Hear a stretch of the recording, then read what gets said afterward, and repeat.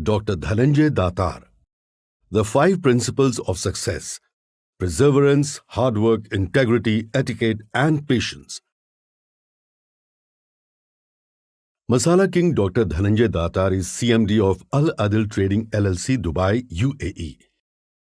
He is a self-made entrepreneur who has carved a unique niche in the retail sector. He was raised in rural India in poverty, which taught him self-reliance, frugality, and hard work. He started his business career in 1984 as an intern in a small grocery shop established by his father Mahadev Datar in Dubai. With honesty, hard work, and determination, he carved the world-famous business group Al Adil out of a tiny shop. The rulers of UAE felicitated Dr. Dhananjay Datar with a prestigious award and the title Masala King in 2001 for his invaluable contribution to the business sector. He has been honored with various national and international awards. Forbes magazine has consistently ranked him among top 100 Indian business leaders in the Middle East.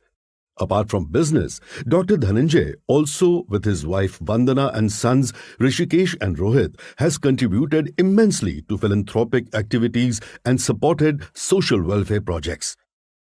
He is also active in entrepreneurship development and promotion of Indian culture. Hello friends, I am delighted to introduce this book, Masala King, A Journey of Memoirs.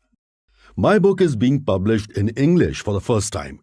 This book is not a complete autobiography, rather a journey of many deeply cherished recollections of my life.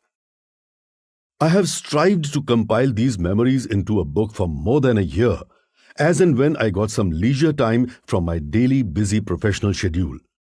The unexpected COVID-19 pandemic and other challenges prolonged the work for many months. I am satisfied that it is complete now. Let me candidly confess that I am not an experienced or skilled author, and I know this well. Still, I have decided to take up this challenge mainly for 2 reasons. I have been sharing the experiences and the lessons I have learned from my personal and business life on my Facebook page for the past 4 years. Until then, I had never shared my entire past with anyone. My wife was unaware of my childhood memories, and my children had no idea of my past hardships, humiliations, and agonies. But it so happened that I got some awards for my business growth. Then media people interviewed me in depth, and for the first time I had to describe my entire entrepreneurial journey. When my children read the articles, they were taken aback and exclaimed, "Baba, why have you not mentioned your past to us? Your journey is really inspiring. You should definitely write it down chronologically." Thus, I chose a social media platform and started writing the memories. But instead of writing chronologically, I wrote them spontaneously in separate parts and adopted the format of simple storytelling.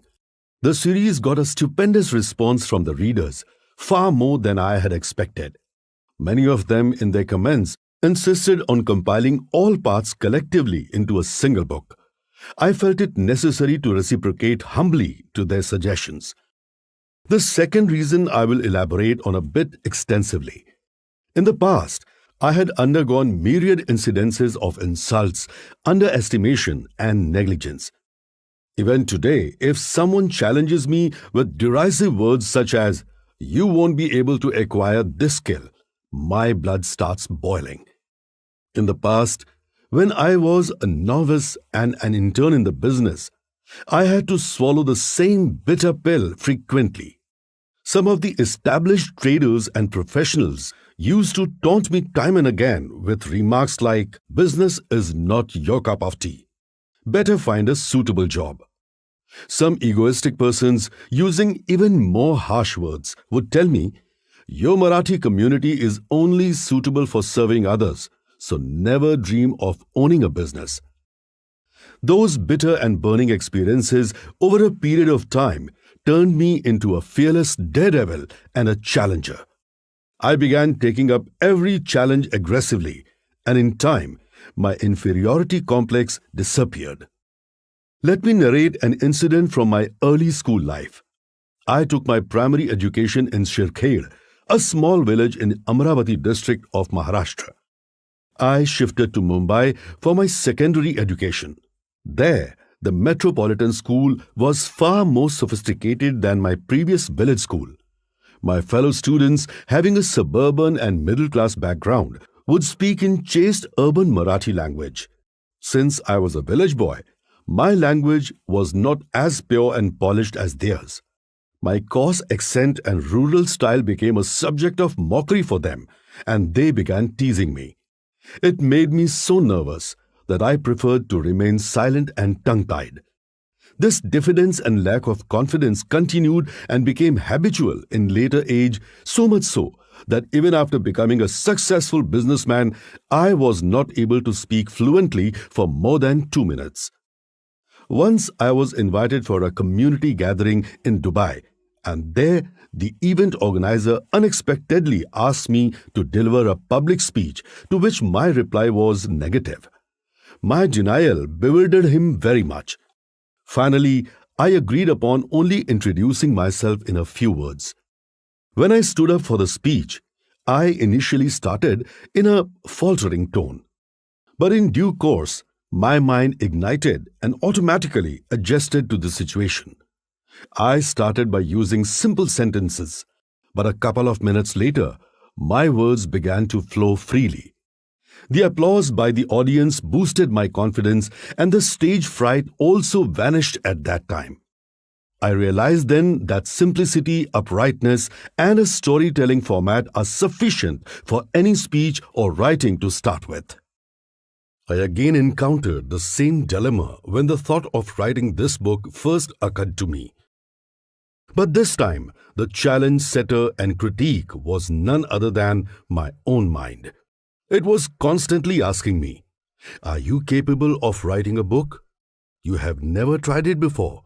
Yes, it was a valid question. Throughout my school life, I was an average student, not even capable of writing an essay. How could I write a complete book without a flair for writing?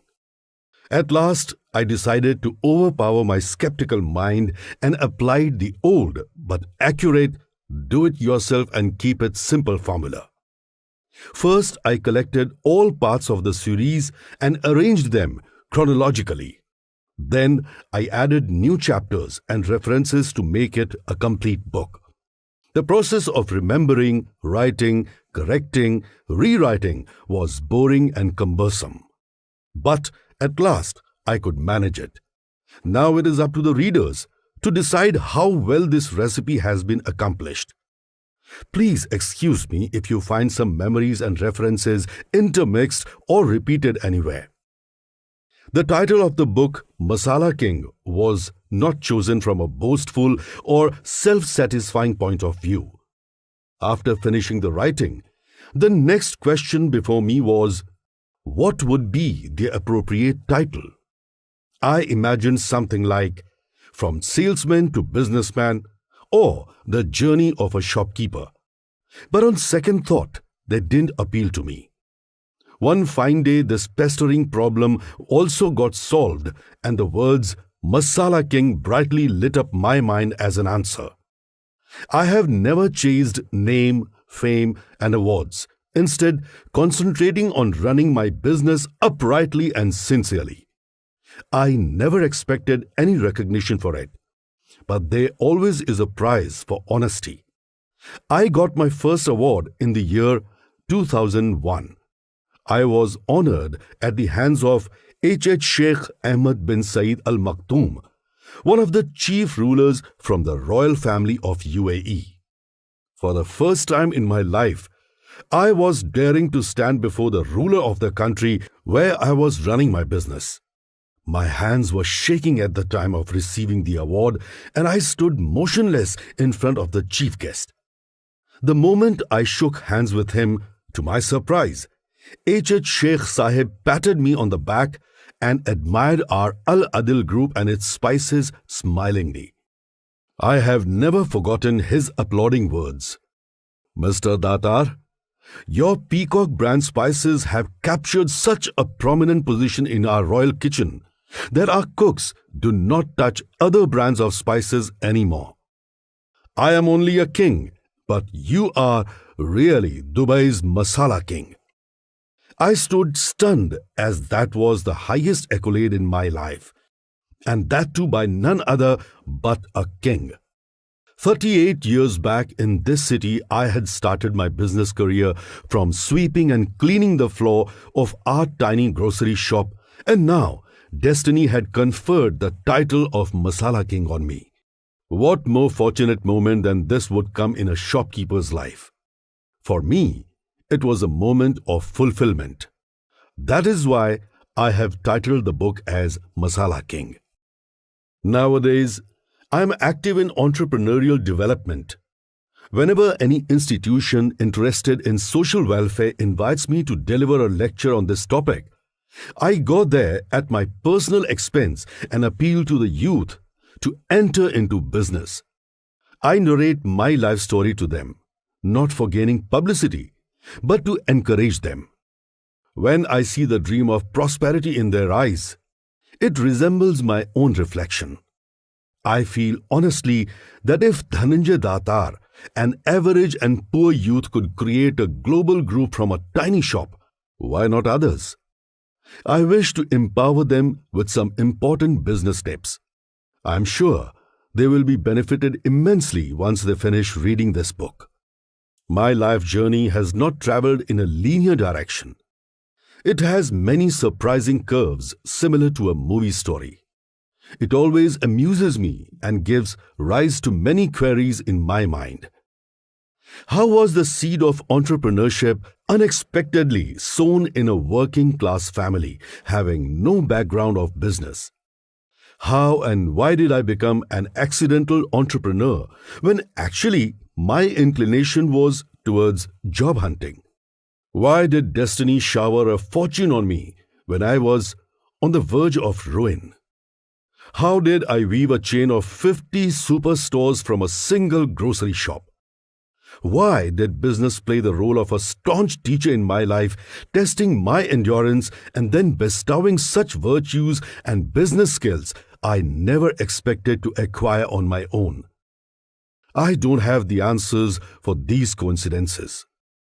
In this book, I deliberately avoided writing about such persons who created hurdles in my progress, humiliated me for no reason, and expressed their vicious attitude.